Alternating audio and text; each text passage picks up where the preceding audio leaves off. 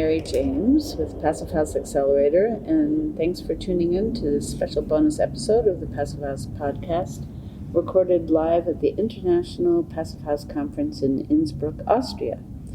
And a big thank you to Source 2050 for their support of this series. And welcome, Jessica Grove-Smith. Thank you for taking the time to come and talk with us. And can you just introduce yourself, your position at PHI? Sure. Good morning, Mary. Thanks for being here and for doing this podcast. Fantastic to have you here. So I'm Jessica Grove-Smith. I'm a scientist and a joint managing director of the Passivhaus Institute and International Passivhaus Association.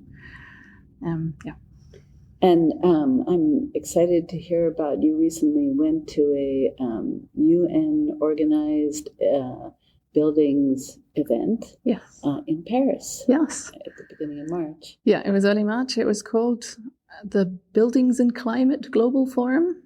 It was organized, as you said, by the UN, so the UN Environment Programme, UNEP, in collaboration with France as a country, and organized very much by the Global ABC, so Global Alliance for Building and Construction, who are hosted by UNEP and have as their mission to bring together kind of the international construction sector towards decarbonization. It's a membership-based organization to do this collaborative events.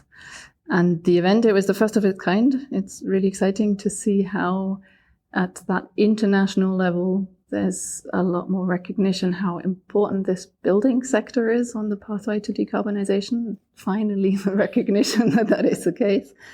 And that effort to bring together ministers and countries to really get their act together and prioritize action in this sector. So the recognition that this is important and how much potential there is also for decarbonization. So first time event of this kind on the focus specifically on decarbonizing buildings, which I think is a great opportunity. And how many countries attended roughly, do you know? As far as I know, around 70 countries. Wow. So it's set up as a kind of ministerial event with ministers, but then kind of representatives from key organizations working in the sector of decarbonizing buildings. And was PHI invited specifically as PHI, or did you go as independent representative? We were, because we're a member of that Global Alliance for Building and Construction. We've been a member of them for several years, kind of supporting and watching how that international collaboration is going. And as a member of that network, they reached out to us and they invited us to co-organize one of the sessions. So we were able to co-organize a session with focus on passive design, driving down heating and cooling demands, which my colleague Carl from IFA moderated, and I was able to give a presentation to showcase Passivhaus, its benefits, its importance. So great opportunity. Yeah, and who were some of the other or what were some of the other topics in that session? Was it all Passivhaus? So this session was specifically focused on passive design. Mm-hmm. So it was Passivhaus, but at these kind of international events, it's trying to span everything, covering global north, covering global south. So it's a mix of passive design, kind of more low-level entry, what can you do in hot climates, but ranging all the way to the high efficiency levels that we know from Passivhaus. So we were trying to convey that message of how far can we actually go, what can we achieve with Passivhaus, and what benefits and opportunities that brings with it. Which, of course, is also a theme of this conference, yes. Always. Yes. So coming out of that event, did you, what was your takeaway from it? Good question. I'm still sorting my thoughts. It was a lot of input. It was 2 very intense days with, there was an energy track, there was a finance track, there were different topics. I found it extremely encouraging to see all of these countries get together on the topic of buildings. We made some really interesting contacts, raising that awareness on how far we can actually go with energy efficiency was great. At the end of the event, they signed a declaration, Déclaration de Charlot. My French isn't great, but something along those lines. And getting 70 countries to sign that kind of declaration with a commitment, okay, we have to do something in the building sector is a great step. I think they're setting up a committee to actually keep track of implementing what's been what's been signed. Oh, that's So great. we'll be watching that. We continue to collaborate with the Global ABC and see where it goes.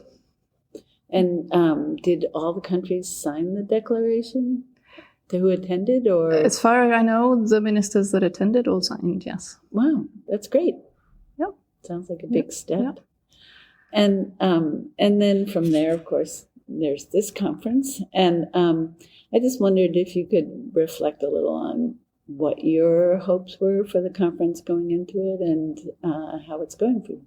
Yeah. I mean, we're right in the middle of it. It's just out of day 2. I'm very happy how it's going so far.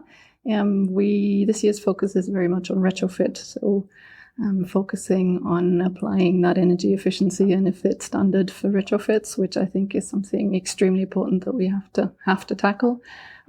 From the sessions I've seen, from people I've spoken to, there's some great examples of those ENEFIT projects. It's great to see everybody come together with those projects, sharing their experiences. I'm happy how it's going so far. I really look forward to the second day. And there's always a little bit of news announced at the conference. For instance, yesterday I heard just a tiny bit about, now I'm going to forget the name of it, Easy Passivhaus or something. Yeah. Can you just mention what that is? Yeah, sure. So it's Easy PH, we're calling it. It plugs into PHPP as a tool. The whole idea behind it is to simplify and streamline certification for single-family houses. So to make the process a bit easier, the modeling easier, to get Passivhaus quality assurance modeling for single-family houses as a support mechanism to be able to scale and implement this a little bit faster. Mm-hmm. Yep. And is there any other news that I missed that you might want to mention now? Lots of things. I think on the certification front, the other one we have is ENEFIT Unit. Did you catch that one? Yes. So ENEFIT Unit is an approach that we're looking at allowing certification or enabling certification for flats or units within whole buildings to also take down one of the barriers of retrofit in larger projects when you can only address one unit at a time. So we've seen a lot of interest in that with the first project going through certification now. So that's an interesting one. Right. I sat in a session where they talked about that they had certified a unit in Italy somewhere. Yeah, exactly. Italy is the first one that's just gone through the certification. We've got a few more already ongoing. Yeah. But then, yeah, I mean, it's interesting because other people, like in New York, Jane Sanders did one.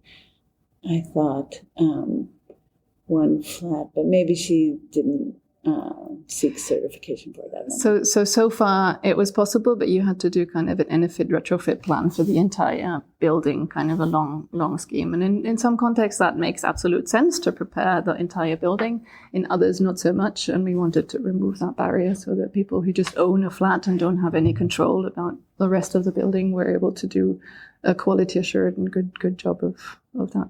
Right, because the quality assurance is important because, as has been the theme of this conference, that when you're going to do a retrofit, do it well. Do it right, exactly. Yeah. Great. Well, it's so great to have you stop by and talk